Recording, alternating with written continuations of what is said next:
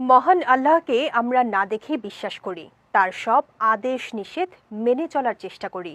কিন্তু যে আল্লাহকে না দেখে ইবাদত করছি, সে আল্লাহ যেদিন দেখা দিবেন, কেমন হবে সেই দিনটি? সঞ্জিদা আজিজ জানাচ্ছেন বিস্তারিত। হাসরের ময়দানে সব হিসাব শেষ হওয়ার পর বিশ্বাসীদের মহান আল্লাহ তাআলা জায়গা দিবেন জান্নাতে। সেই জান্নাত হবে পরম শান্তি এবং নিয়ামতের জায়গা, যেখানে মানুষের কোনো ইচ্ছাই অপূর্ণ থাকবে না। জান্নাতের মাটি হবে মেশকের গন্ধ বিশিষ্ট। সেখানে মুমিনদের জন্য যে ঘর বানানো হবে তার ইট হবে স্বর্ণ এবং রূপার তৈরি। এছাড়া জান্নাতের রাস্তাগুলো হবে মুক্তার তৈরি, আর ঘাস হবে জাফরানের। সেখানে কারো বয়স বাড়বে না। কোনো কোনো বর্ণনায় আছে জান্নাতের পুরুষদের বয়স হবে ৩০ অথবা ৩৩, আর তাদের উচ্চতা হবে আদম আলাইহিস সালামের মতো। অন্যদিকে জান্নাতের নারীদের সৌন্দর্য হবে অকল্পনীয়। হাদিসের বর্ণনা অনুযায়ী যখন কোনো ব্যক্তি জান্নাতে তার স্ত্রীর দিকে তাকাবে, তখন তার সৌন্দর্য দেখে সে মুগ্ধ থাকবে ৪০ বছর। আল্লাহর এত সব নিয়ামত আর সুখের মাঝেও একটি জিনিস তখনও বাকি থাকবে।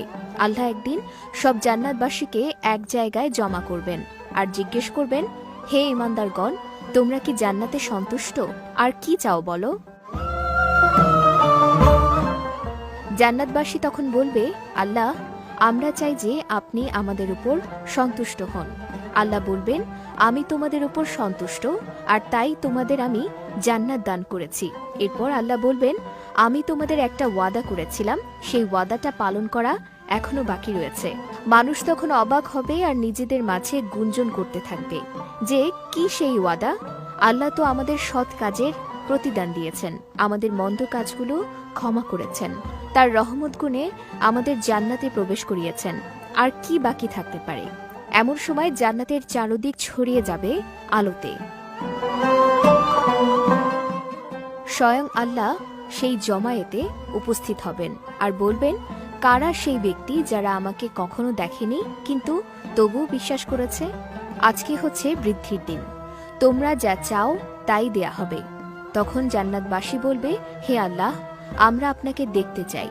আল্লাহ সেই জমায়েতে উপস্থিত থাকলেও তার ও জান্নাতবাসীর মাঝে থাকবে নূরের পর্দা। ফলে মানুষ আল্লাহর উপস্থিতি দেখলেও তখনও আল্লাহকে দেখতে পারবে না।